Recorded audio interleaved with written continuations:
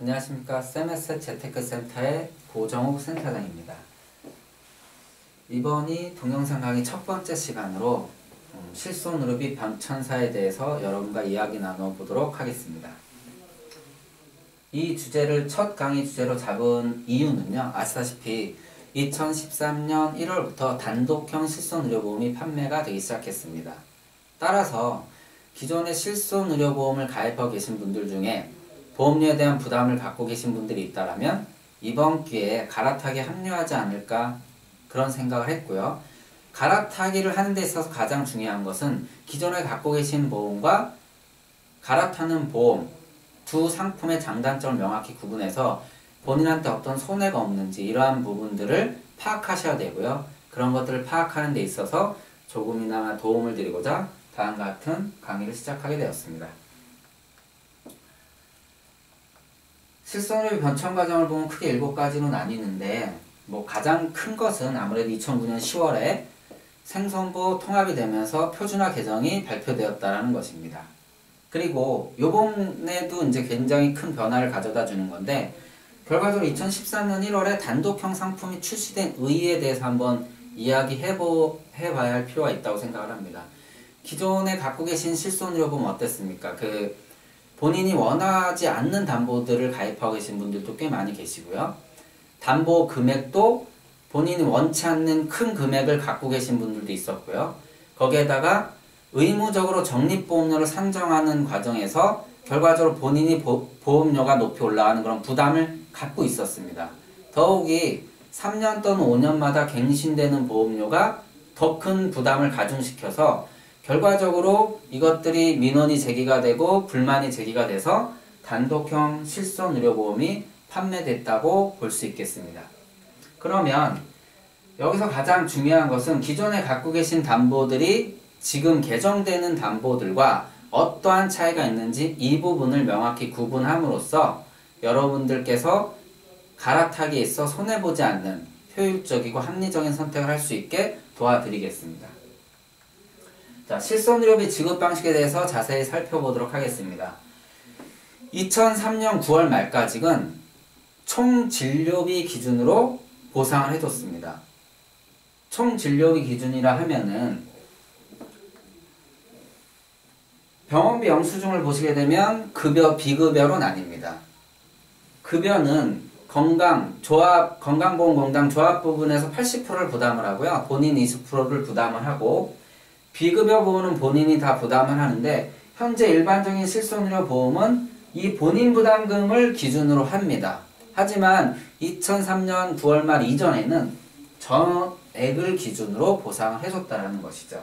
또한 비례보상 제도가 있지 않았고요. 중복보상 처리를 했었고요. 건강보험이 적용되지 않는 부분까지도 100% 보상을 했었습니다. 2003년 10월부터 개정이 되면서 본인 부담금에 대해서만 보상 처리가 됐었고요. 또한 중복 보상 처리가 이제 안 되기 시작했습니다. 사업방법서에 의해서 비례보상 제도가 도입이 됐고요. 또한 일반상해 의료비 담보 같은 경우 건강보험이 미적용되는 부분에 대해서 50%만 중복보상을 하기 시작했습니다.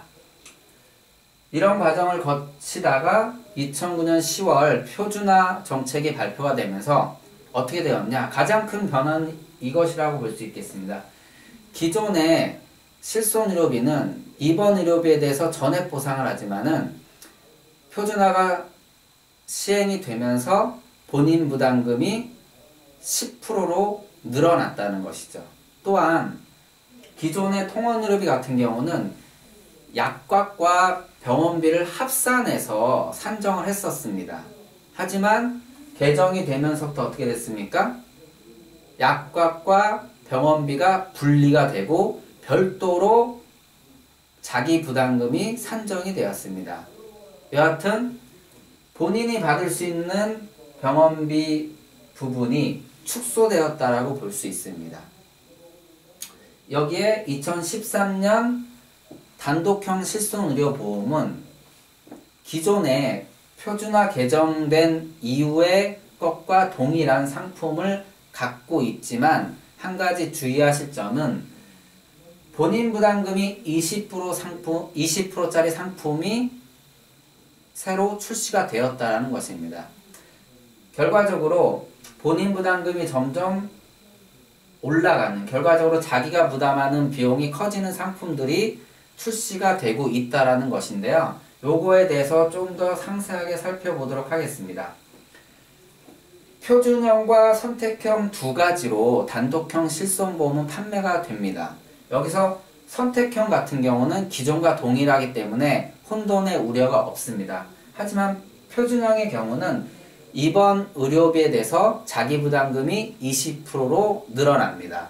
또한 통원 의료비에 대해서도 현행 병원에 따른 자기부담금 기준금액을 산정하는 것이 아니라 보시는 것처럼 현행 자기부담금과 보장 대상 의료비의 20% 중 큰 금액을 결과적으로 자기부담금으로 산정한다. 다시 말씀드려서 기존보다 무조건 같거나 올라간다는 얘기입니다. 간단하게 이 부분에 대해서 살펴보도록 하겠습니다. 통원 의료비가 15만원이 나왔습니다.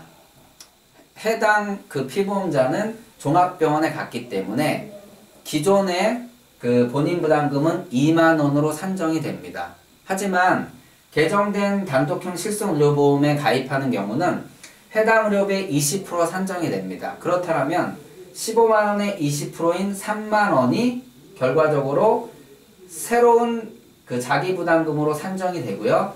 두 금액 중에 큰 것을 기준으로 하기 때문에 결과적으로 개정 후 자기부담금은 3만원이 됩니다. 따라서 15만원의 병원비가 발생이 돼서 기존 같은 경우는 2만원을 공제한 13만원을 받게 되지만 개정된 단독형 실손보험 중 표준형을 선택할 경우는 3만원을 공제한 12만원을 받게 되는 것입니다.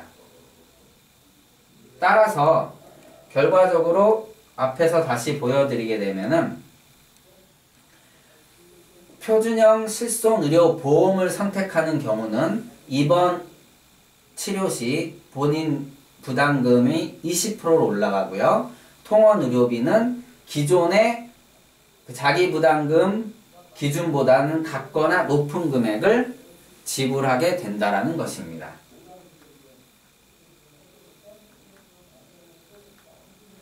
자, 자세하게 좀 더 살펴보도록 하겠습니다. 2003년 10월 이전 한번 볼까요? 아까 말씀드렸듯이 총 진료비 기준으로 보상을 했고요. 건강보험 미적용되는 부분도 100% 보상을 했으며 비례보상 제도가 아니라 중복보상 제도가 있었습니다.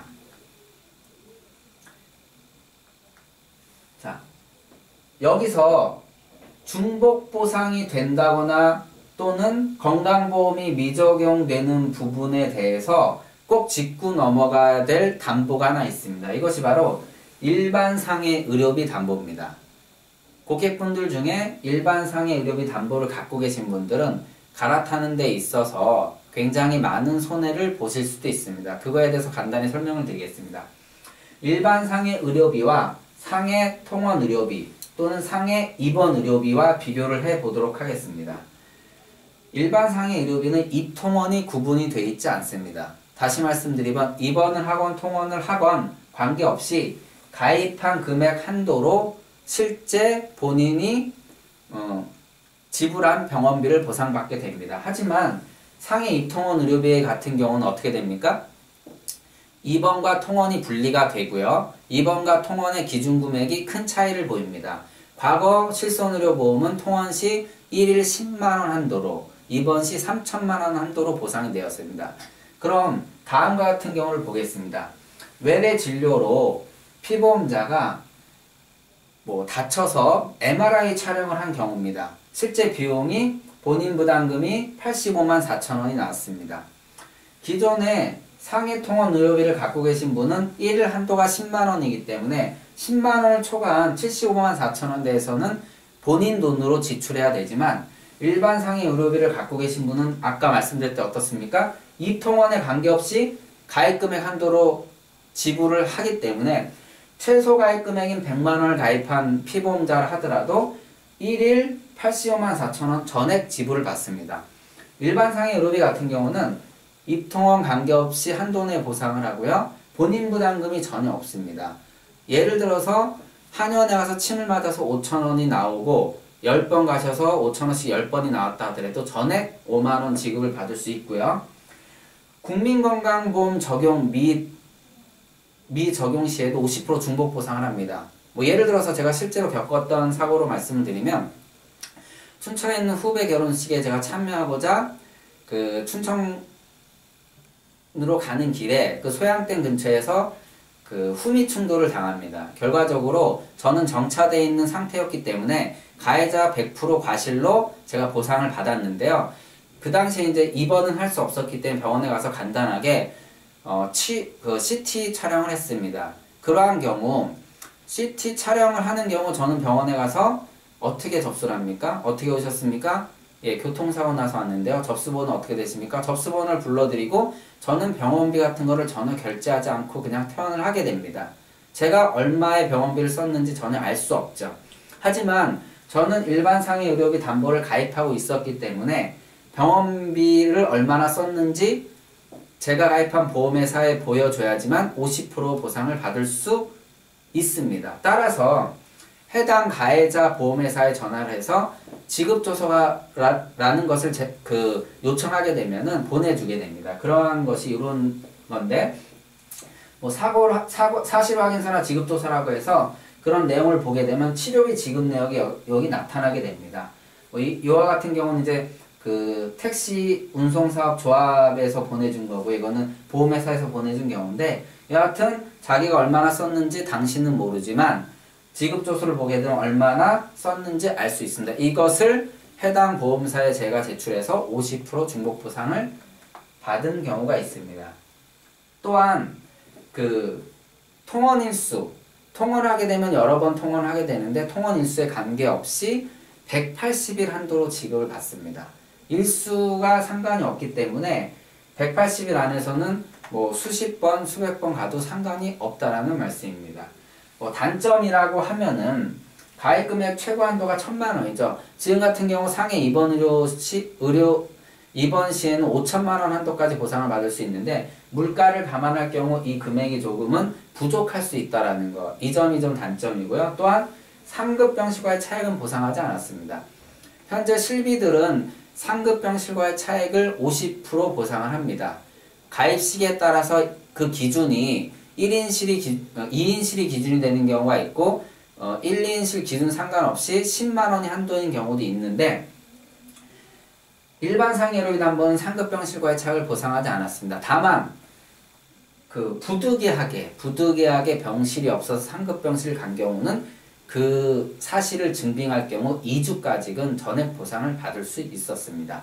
갑작스러운 큰 사고를 당할 경우 상급병실에 입원을 할 수밖에 없는 상황이 발생된다면 2주까지는 전액 입원비를 보상을 받을 수 있는 담보입니다. 따라서 이 부분에 대해서 자세하게 설명드리는 이유는, 갈아타기 앞서 일반 상해 의료비 담보를 가입하고 계신 분들은 무작정 해지하는 것은 큰 손해로 이어질 수 있다는 것을 말씀드리고자 자세하게 설명을 드렸습니다. 2003년 10월 이후부터는 아시다시피 본인 부담금에 한해서 입원 의료비는 90%만 보상을 하고요.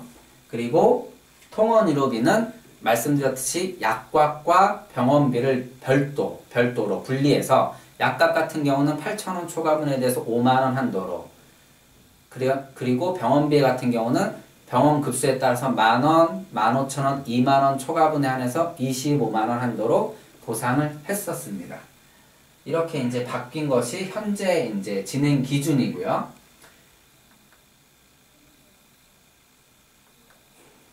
단독형 실손의료보험은 앞서 자세하게 설명을 드렸듯이 표준형의 경우는 20%, 입원 의료비에 대해서 자기 부담금이 20%로 올라갔고요. 또한 통원 의료비에 대해서도 앞서 말씀드린 것을 현행 기준 금액과 보장 대상 의료비의 20% 중 큰 거를 자기 부담금으로 잡기 때문에 결과적으로 자기 부담금이 커졌다. 그렇게 되면은 기존보다는 조금 더 저렴한 가격으로 판매가 된다고 볼 수 있겠습니다. 이렇게 바뀌고요. 또한 가장 중요한 게 이 밑에 노란색으로 표시된 부분인데, 앞서 말씀드린 것처럼 10%형과 20%형 두 가지로 판매가 됩니다. 그리고 갱신 기간은 1년 단위로 갱신됩니다. 뭐 1년 단위로 갱신하면 보험료가 적게 오르는 것이냐, 많이 오르는 것이냐, 이러한 논의가 될 수 있는데요. 3년마다 갱신이 되건 5년마다 갱신이 되건 1년마다 갱신이 되건 보험료가 어느 것이 많이 오를지는 사실 가봐야 아는 겁니다. 다만 과거에 3년 단위, 5년 단위 오를 때 너무 그 격차가 심해서 부담을 많이 줬기 때문에 그 기간을 1년으로 산정함으로써 부담을 좀 덜고자 1년 단위의 갱신 제도를 도입을 한 거고요. 그리고 15년마다 재가입을 해야 됩니다. 재가입. 이것이 가장 중요한데요. 재가입이라는 것은 보험이 끝나고 새로 가입을 하는 겁니다. 그러면 재가입할 때 인수조건이 부합되면 결과적으로 인수조건에 거절을 당하면 실손의료보험을 가입할 수가 없습니다. 하지만 기존에 보험금을 많이 청구했거나 사고가 많아서 갱신이 되지 않느냐 이런 걱정들을 많이 하시는데요. 기존 담보와 동일하게 재가입을 하는 경우는 무관합니다. 결과적으로 기존에 갖고 있는 담보들을 그대로 조건을 끌고 간다라면은 뭐 보험금을 많이 청구했건 사고가 많았건 상관없이 계속적으로 재가입이 가능합니다. 다만 재가입을 새로 하는 경우, 그러면 어떤 경우냐? 15년 후에 실손보험이 바뀐 것입니다. 예를 들어서 물가를 더 감안해서 현재 5천만 원에 30만 원인 기준이 1억에 50으로 늘어날 수도 있고요. 현재 뭐 치과의원 같은 경우, 치과병 같은 경우 급여분에 대해서만 보상을 하는데 이 부분을 비급여도 보상을 한다. 이런 기준으로 바뀌게 되면은 당연히 재가입을 할 때 더 좋아진 상품을 선택하게 될 것입니다. 더 좋은 상품에 재가입하고자 하는데 이때 인수조건에 부합이 돼야 된다는 것이죠. 인수조건에 거절이 되면은 새로운 상품으로는 가입을 할 수가 없는 것이고요. 기존의 담보를 그대로 갖고 재가입을 해야 된다라고 말씀드리는 것입니다. 이 부분이 재가입이라는 것으로 표현되는 부분이고요. 만기는 100세까지 가능합니다. 결과적으로 99세에 만약에 실손의료보험이 재가입이 되면 딱 1년만 지나면 어떻게 됩니까? 보험을 더 이상 가입할 수는 없게 되는 것입니다. 한눈에 한번 살펴보겠습니다. 여기서 뭐 주의 깊게 짚고 넘어갈 부분은요. 뭐 아시다시피 기존에 3천만 원에 10만 원, 80세 만기였던 만기의 보험을 갖고 계신 분들이 있습니다. 장점은 본인 부담금이 입원 시 없다라는 거. 그리고 가입금액 10만 원은 약과가 병원비를 합산해서 산정을 한다라는 거. 이것이 장점이고요. 반면에 단점은 만기가 짧다라든가 현재 이제 100세 보험에 비해서 짧거나 또 가입 한도, 이제 보상 한도가 작다라는 것이 단점이 될 수 있습니다. 2008년 9월부터 2009년 7월 사이에 1억에 30만 원의 담보를 많이들 가입하셨고 저 또한 이 담보를 가입하고 있습니다. 따라서 저는 일반상의 의료비와 질병이통원 1억에 30을 갖고 있는데요. 이 담보를 갖고 있는 분들 현재로서는 가장 좋은 담보라고 할 수 있겠습니다. 왜냐하면 본인 부담금이 없이 입원 의료비에 대해서 1억까지 보상을 하고요. 통원 의료비도 30만 원까지 보상을 하는데 약값과 병원비를 합산해서 산정을 하기 때문입니다. 그리고 요 계도 기간 2009년 8월부터 2009년 9월까지 가입하신 분들은 처음 1억에 30으로 가입을 했지만 결과적으로 이때 가입하신 분들은 지금 다 개정이 됐습니다. 작년에 다 개정이 됐고요.